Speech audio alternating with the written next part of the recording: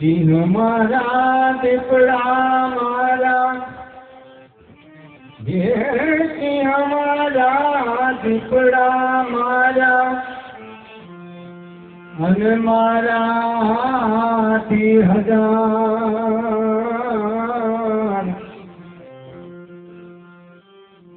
બટુક કહે મન મારા વિના,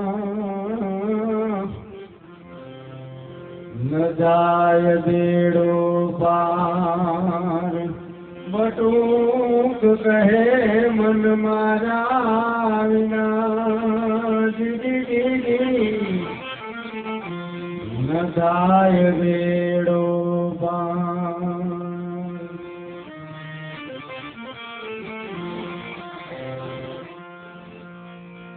આબુ ચડા અંબાજી ચડા, હે આબુ ચડા અંબાજી ચડા ને ચડા ગઢ ગિરનાર દીદી, સોન શિખર જે નાચડા,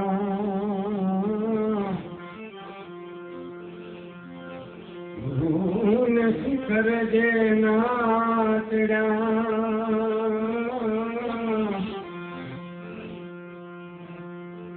એનું ક્યાંથી થાય બેડો પાર. ફૂલ શિખર જે નાચડા, એનું ન થાય બેડો પાર.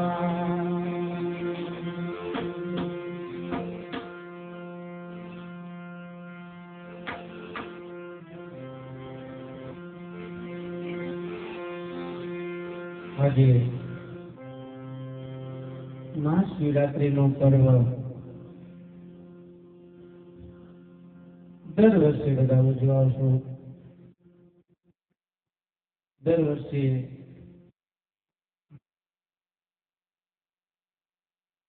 આપણે ભજન સત્સંગ કરીએ છીએ. દરેક ગામડાઓમાં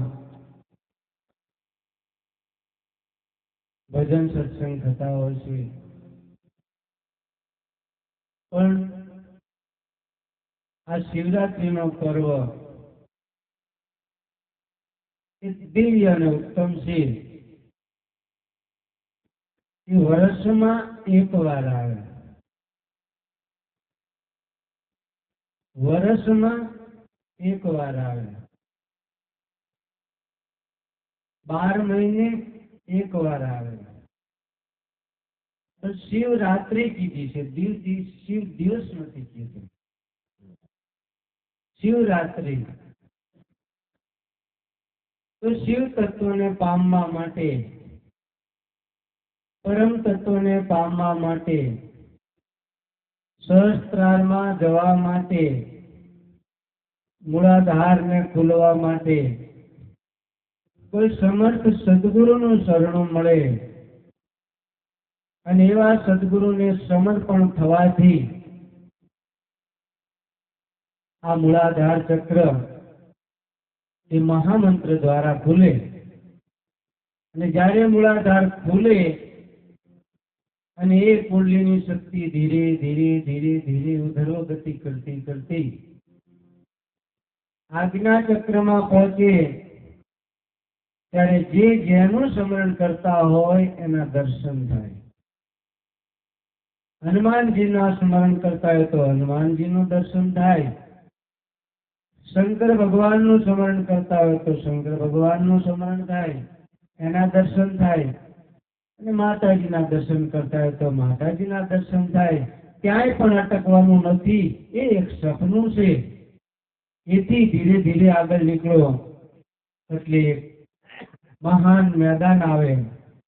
અને મેદાનમાં પણ એટલા બધા અવાજો સંભળાય, દર્શનાદના ઘંટારો થાય, દુદુંબી અવાજ આવે, કોઈને બંસરી સંભળાય, ઘણા દર્શનાદો મેઘનાદ જેવા ગર્જનાઓ થતા હોય છે. તો ત્યાં પણ અટકવાનું નથી. અને જ્યારે ધીરે ધીરે ધીરે ધીરે સહસ્ત્રારમાં પહોંચ્યું ત્યારે આ શિવનો મેળાપ થાય, શિવ શક્તિનો જ્યારે મેળાપ થાય ત્યારે પરમ તત્વ ચેતનની આપણા ઘટ ભીતરમાં જાગૃત થાય છે. અને એવા જાગૃત થયેલા મહાપુરુષો એની મસ્તીમાં, એના ધ્યાનમાં, એની સમાધિમાં રહેતા હોય છે. એ અગમ અને અપાર એને ભજનનો દોર લાગેલો હોય છે. એવા ભોળાનાથ, શંભુ, જેને આપણે શંકરનું મંદિર કહીએ છીએ, શિવાલય કહીએ છીએ, તો જ્યારે શંકર મંદિરમાં પ્રવેશ કરીએ ત્યારે 3 પગથિયા મૂકેલા હોય છે.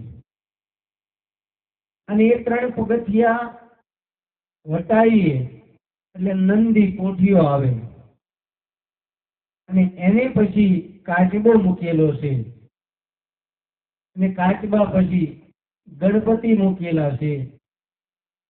આ બાજુ હનુમાનજીની સ્થાપના કરેલી છે, ઉપર ઘંટારો છે. આ બધા પ્રમાણો આપણા ઘટ ભીતરના છે. આપણને જાગૃત કરવા માટે આ મંદિરોનું પ્રાગટ્ય કરેલું છે.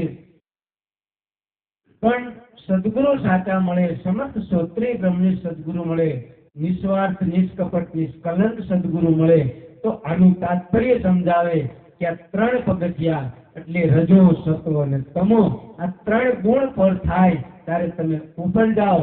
અને જ્યારે 3 ગુણાતીત થયા પછી તમે ઉપર જાઓ એટલે તમે શાસ્ત્રોનું જ્ઞાન હોય. પોથીઓ, એ પોથીઓ મૂક્યો છે. એ પોથીઓનું પ્રતીક છે 4 ચરણ છે: સામવેદ, ઋગ્વેદ, યજુર્વેદ. હવે 4 વેદના એક પ્રતીક મૂક્યું છે. આ 4 વેદ વાંચો તો આનો સાર સાચો મળતો નથી. અને સાચો સાર જોતો હોય તો આગળ જાઓ એટલે કાચબો આવે. તો કાચબાનું પ્રતીક એવું છે કે 10 ઇન્દ્રિયોને 11મું મન જો કંટ્રોલ થાય, 10 ઇન્દ્રિયો અને 11મું મન જો તમારું કંટ્રોલ થાય તો તમને ગુણના અધિપતિ એવા સદગુરુ મળે. એવા ગુણપતિનું સ્થાપન કરવાનું કરેલું હોય છે. એ ગુણપતિનું સ્થાપન થાય એ સદગુરુના ચરણે જાઓ અને સાચા તન મન ધનથી સેવા કરો. તન, મન અને ધન. તનથી સેવા કરવાની છે, મનથી ભજન કરવાનું છે, અને ધન એટલે કોઈ રૂપિયા કે મિલકત નથી. જે જ્ઞાન ધન છે, જે તમારી પાસે ભક્તિ ધન છે, એ ધનને પ્રેમથી વાપરવાનું છે. એવું સદગુરુ જ્યારે તમને જાગૃતિ કરે ત્યારે સામે બેઠેલા હનુમાનજી એ મનનું પ્રતીક છે.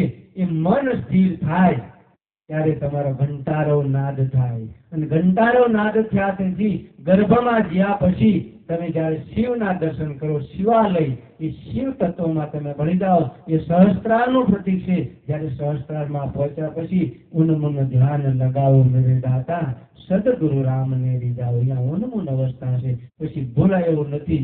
સદગુરુ તમને સમજાવવા માટે, સદગુરુ તમને પરાકાષ્ઠાએ લઈ જવા માટે નીચેની ભૂમિકા આવીને પાછા તમને ભણાવતા હોય છે. નહીં તો એમને તો ઉન્મન અવસ્થા હોય છે સદગુરુની. તો આજે મહાશિવરાત્રી છે, એની ઉપર એક ભજન આપણે રજૂઆત કરી.